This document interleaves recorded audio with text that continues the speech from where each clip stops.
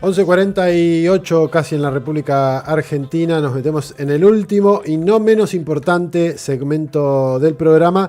Como decíamos, tanto en la editorial como en el resto del programa, la idea del programa de hoy era tratar de hilvanar muchas cosas que están sucediendo, que se presentan como hechos aislados, pero que si los miramos en perspectiva, tienen todos que ver con todos. Para seguir en esta línea, nos vamos a meter con otra entrevista, en este caso con Cristian Lamesa, analista internacional, que tiene la gentileza de regalarnos unos minutos para analizar, en este caso, la escalada que hubo en estas semanas, al menos en términos discursivos, en el conflicto ucraniano. En lo militar también sigue habiendo noticias y novedades, pero para tratar de entender, porque esta semana, para quienes no lo hayan escuchado, desde Francia, desde Gran Bretaña, desde Alemania, plantearon así medio como abiertamente la posibilidad de mandar tropas a Ucrania, y el mismo Donald Trump, en un giro casi de 180 grados, dice a lo que había hecho anteriormente, que era frenar la venta de armamento, dice, bueno, parece que la vamos a mandar igual. Cristian, bueno, primero que nada, buenos días. Nicolás, Miranda y Delfina de este lado, ¿cómo estás? Hola Nicolás, Delfina, un placer estar con ustedes, muy buenos días. Bueno, a ver, ¿qué primer lectura se puede hacer de tanto este giro que da Donald Trump, como la discursiva mediática, diplomática de las principales potencias de Europa Occidental, que insisten con volver a poner sobre el juego la posibilidad de mandar tropas, lo cual Rusia ya planteó en más de una oportunidad que eso sería meterse directamente en la guerra, y se reserva, digamos, el derecho a atacar a alguno de esos países directamente? Ya eso quizás sería una... Bueno, no sé, ¿qué lectura tenés de todo esto? Mira Nicolás, una cosa está atada a la otra. Yo sigo convencido en realidad en los hechos concretos porque en Donald Trump hay que separar, perdón, hay que separar lo que dice de lo que finalmente termina haciendo. E incluso él puede decir una cosa y desdecirse a los 10 minutos sin ningún problema. Yo creo que esto tiene que ver con su pasado empresarial. Yo creo que hay que entender que es un hombre de negocios al frente de un país, ¿no? Es un político, con lo bueno y lo malo que eso conlleva. Y en ese sentido, yo sigo convencido en que la idea de Donald Trump es eh, trabajar lo mejor posible para un país que es los Estados Unidos, que está en una situación militar muy endeble. Si hay algo que hizo Biden, aparte de generar esta guerra infame de la OTAN contra Rusia, utilizando a Ucrania como un ariete, yo creo que aparte le hizo mucho daño a los Estados Unidos porque dejó a la vista de todos que es un país que militarmente es muy débil, que tiene un complejo militar industrial totalmente corrupto, que produce armamento caro y malo y que ha sido vapuleado por la Federación Rusa, que el complejo militar industrial ruso produce 3 veces más armamento que toda la OTAN junta, incluido a los Estados Unidos. Esto dicho por Mark Rutte, no por Cristian Lamesa, yo lo repito simplemente. Entonces, Donald Trump, con toda esa situación, más la situación económica interna, la crisis de deuda, la crisis social y todo lo que tiene que enfrentar, y sabe que realmente los socios europeos no son tales, son enemigos globalistas del proyecto MAGA, del proyecto soberanista de Donald Trump, y yo no creo que el republicano se dé vuelta justamente de lo que es ese proyecto, que se olvide de las traiciones de los líderes occidentales, que se olvide de todo lo que sucedió durante los 4 años de Biden, incluso su enfrentamiento histórico con la OTAN. Y yo creo que a Putin lo ve más y a Rusia, a la Federación Rusa, como un potencial socio de los Estados Unidos en su proyecto MAGA por cuestiones de materias primas, etcétera, que sería largo de enumerar. Ahora bien, el discurso belicista, totalmente desbordado por parte, especialmente ahora de Alemania, que yo digo, en vez de Friedrich Merz, tendría que ser Adolf Merz, el nuevo canciller alemán, porque tiene una rusofobia que realmente se nota que está haciendo, quiere hacerle una especie de homenaje a su abuelo nazi, y esto es literal. El abuelo de Merz era nazi, era funcionario del nacionalsocialismo, Entonces parece querer llevar a Alemania a un enfrentamiento abierto con Rusia. Y esto no es conjeturas, hay que recordar las bestiales, brutales palabras de otro que también podría ser Adolfo Pistorius, que es el ministro de Defensa, que dijo que los militares alemanes estaban listos para ir a matar rusos para defender el territorio de la OTAN. Son unas declaraciones que más brutalidad no pueden entrañar. Entonces, Donald Trump está haciendo un equilibrio entre lo que quiere y entre estas fuerzas. Lo dijo Sergei Lavrov también, que es un preclaro político y diplomático, el canciller ruso, que dijo que Donald Trump había que entender que estaba sometido a muchas fuerzas internas que lo tiraban de un lado para el otro. No lo dijo textual así, pero esa fue la idea. Entonces yo creo que Donald Trump, en ese anuncio que tanto esperábamos, y con esto cierro, Nico, así seguimos con la charla,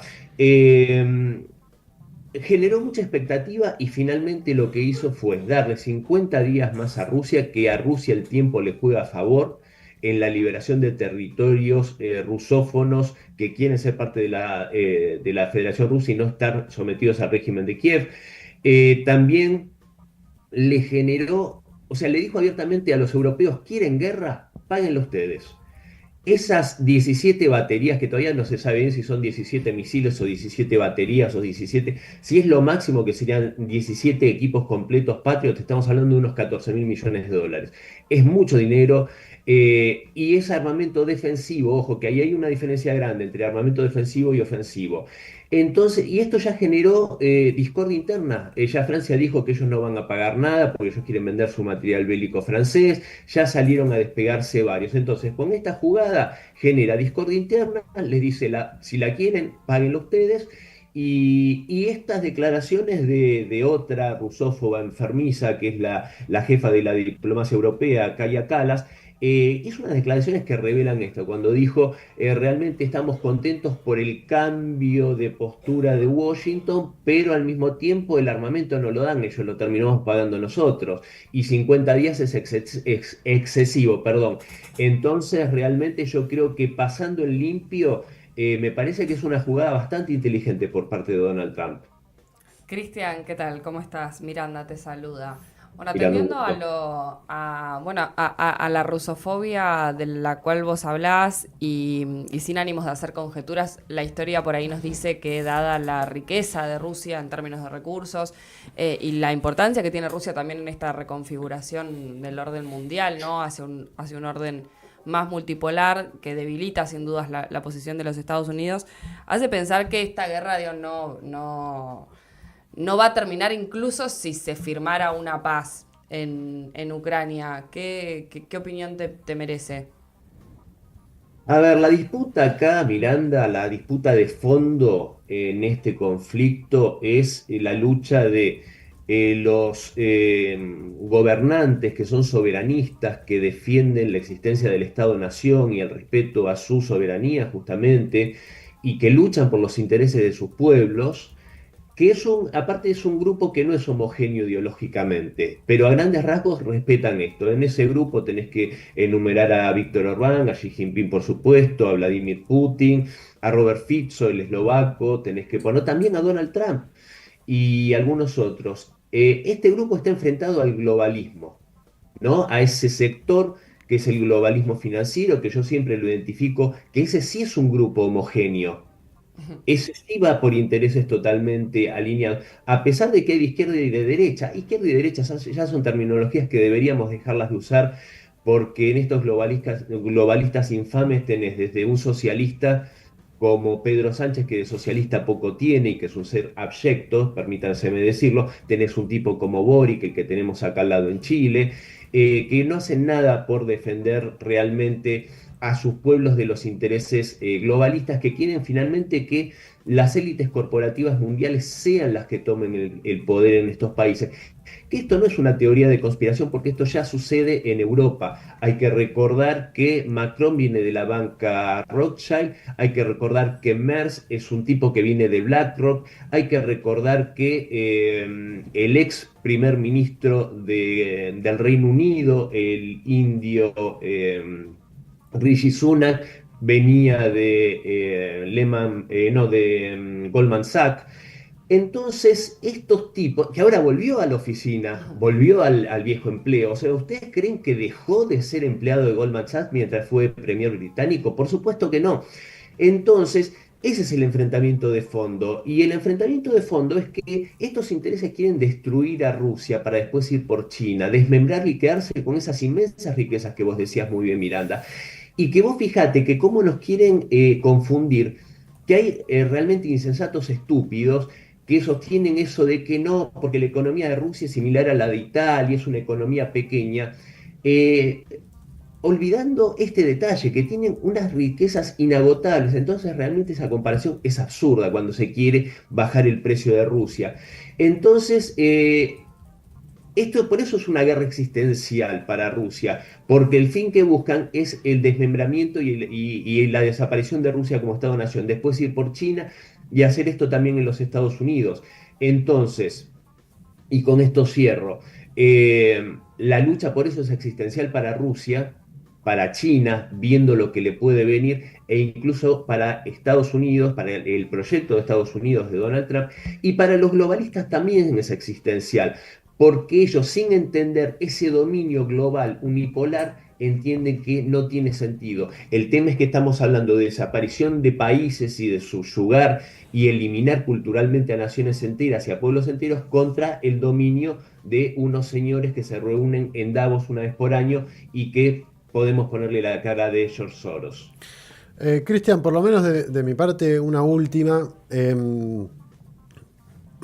Creo que en estos días también lo decían como que había que retomar a Mackinder y a Speakman, dos teóricos, uno británico, el otro norteamericano, también para entender muchas de las cosas que están pasando en esa zona, en el Herland o en el Ringland, si no me equivoco, era como le decía, o le había caracterizado en su momento Mackinder, el corazón del continente europeo o euroasiático y todos sus bordes, digamos. Y lo que hoy estamos viendo, y lo decíamos hace un ratito en la editorial, desestabilización en Moldavia, en Georgia, en Rumania, en Ucrania, lo de Irán con Israel, lo del Líbano, digamos, distintas ecuaciones que se vienen dando, y de golpe y porrazo parece que estamos de vuelta un siglo atrás en la estrategia militar, con las mismas regiones, capaz que cambió algún país, capaz que cambió alguna cosita, pero es más o menos lo mismo, una zona de gran desestabilización que se está dando en muchas regiones de ese lugar, y todo indica como que esto tiene proyección a seguir sucediendo.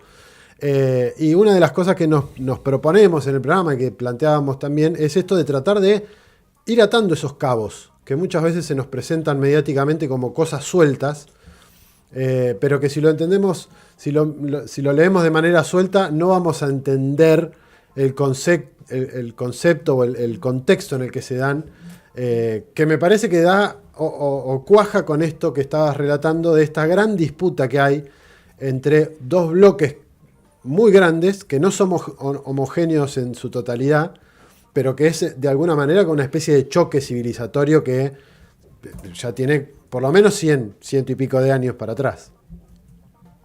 Digo, fíjate que a Europa, especialmente a Europa Occidental, la han destruido culturalmente.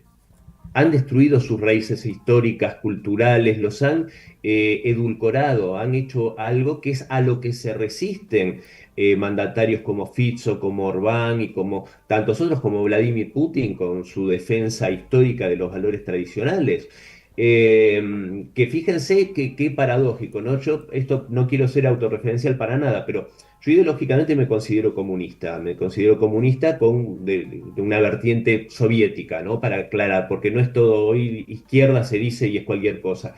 Y me siento muchísimo más identificado con un líder como Vladimir Putin, que es un conservador popular que trabaja por el bien de su pueblo, que por un socialista como Pedro Sánchez, que es un ser abyecto, un peón de las ONGs y del globalismo. Entonces, ¿qué es lo que pasa? Esto que vos muy bien marcabas, Nicolás, de esta inestabilidad que se trata de sembrar, muchas veces mediante estas ONG. Fíjate, vos nombrabas a Georgia. Lo que pasó en Georgia con el tema cuando se promulgó la ley para controlar y que tengan que decir claramente, declarar de dónde vienen los fondos de las ONGs, los fondos que vienen del extranjero. Y se hicieron marchas, fueron tuvieron injerencia diplomáticos alemanes, funcionarios de Cancillería alemán fueron a Georgia a caminar en las marchas, o sea, una cosa realmente obscena, cuando Estados Unidos tiene la ley FARA, una ley similar que hizo Roosevelt para evitar la injerencia nazi en el periodo de preguerra. Entonces, ¿qué pasa? Estos tipos en el caos reinan, el divide y reinarás. Y vos fíjate el contraste, ¿no? De este globalismo desestabilizador que no duda en generar guerras, revoluciones de colores, golpes de Estado, la sangrienta carnicería que provocaron en Ucrania. Hay un video que yo he llevado a varias conferencias del 25 de mayo de 2014, donde en una entrevista para CNN, ese ser asqueroso que es George Soros, se vanagloria de que sus organizaciones, sus ONGs, eran responsables, pero diciéndolo como una loa, de lo que estaba pasando en Ucrania en ese momento. Y en ese momento, ¿qué había pasado en Ucrania? Ya había habido un golpe de Estado sangriento, se había iniciado una guerra civil y se había hecho la masacre de la Casa de los Sindicatos en Odessa el 2 de mayo, unos días antes. Y el tipo sacando pecho de eso. Bueno, y por contraste, los soberanistas, ¿qué promueven? ¿Qué promueve Xi Jinping? La ruta de la franja y la ruta, el comercio entre los países, el crecer juntos, el compartir la prosperidad. Y eso no es retórica, eso se ve en África. ¿Por qué los africanos sacaron a patadas ya sabemos en dónde, a los franceses en el Sahel? Justamente porque se cansaron de ser explotados en un neocolonialismo realmente descarado y están disfrutando de la ayuda y la cooperación y los negocios con China y con Rusia. Rusia, con el grupo Wagner y con las Fuerzas Armadas de Rusia, los han ayudado a combatir al integrismo islámico, al terrorismo que es fomentado por estos intereses y por la Casa Blanca. Entonces, fíjense el contraste, ¿no? Entre un mundo caótico del que se sirven estos tipos que creen solamente en el juego de suma cero, en el cual para que ellos ganen algo se lo tienen que sacar a otro, contra un mundo que tiene la lógica del ganar-ganar. Y eso lo está demostrando Rusia. Yo estuve, y con esto cierro, no quiero extenderme más, hace nada, en junio, mayo, junio, sí, en junio, estuve en Nizhny Novgorod, invitado en un Global Digital Forum, foro global digital. Y era sorprendente escuchar a los más importantes expertos en inteligencia artificial y todas estas cuestiones que se están manejando ahora en el mundo, a los rusos expertos en esto, hablando de no que los países que dependen de la tecnología como Google, esas grandes tecnológicas que son monopólicas, que ellos dicen, siendo que Rusia tiene empresas de este calibre y mayores todavía, lo que pasa es que trabajan en Rusia y en su área de influencia, ofreciéndole a los países de África, de Asia, no el que pasen de Google a Yandex. No, no, que ellos los ayudan a generar su propia tecnología, su soberanía tecnológica. Vos fijate que es otra cabeza. Y eso es lo que creo que países y regiones como la nuestra tienen que optar de qué lado va a estar. Cristian, clarísimo el análisis y las valoraciones que nos has aportado para tratar de seguir en esta lucha permanente de tratar de entender qué pasa en este mundo cada vez más chiflado, como decimos habitualmente, en el que 2x3 estamos al borde de que arranque una tercera guerra mundial así declarada, abierta y donde todo se vaya al demonio, y haciendo lo posible para que eso no suceda, o por lo menos el aporte, el granito de arena para tratar de llevarle a quienes nos ven un mensaje que trate de romper con esa lógica habitualmente. Así que gracias por haberte tomado estos minutos un sábado por la mañana. No, gracias a vos, Nicolás, Miranda, Delfina, y dejarme un minuto, 30 segundos, agradecerles a ustedes y poner en valor que en un medio de nuestro país se le dé un espacio y se interesen en la geopolítica y en estos aspectos, porque curiosamente los grandes medios prácticamente de geopolítica no se habla nada, y no es casual, no se habla para tener a nuestro pueblo en la ignorancia discutiendo, como digo yo, el cordón cuneta, cuando la verdad de lo que termina ocurriendo en nuestras casas y en nuestra vida cotidiana está totalmente relacionado con lo que pasa en la lucha geopolítica. Así que gracias y un abrazo fuerte. Abrazo grande. Charlábamos con Cristian Lamesa, analista Cristian dijo en internacional otras palabras lo que decía el general Perón. y escritor. ¿No? Sí, Lo si no que me sucede equivoco, su canal de YouTube es La Verdadera Política. es la política internacional. Claro, por eso, pero digo, La el Verdadera nombre Política de... se llama el canal. Claro, su canal de YouTube se llama así, La Verdadera Política. Así que sí, La lo hizo Verdadera parafraseando al Política con general. Cristian Lamesa. La mesa. Sí. Así que Interesantísima la charla, va a quedar colgada obviamente. Hacemos una breve separación y viene el sorteo porque alguien se ganó la pizza de Vito Pizza. sí. ¿Quién? Ocupar África,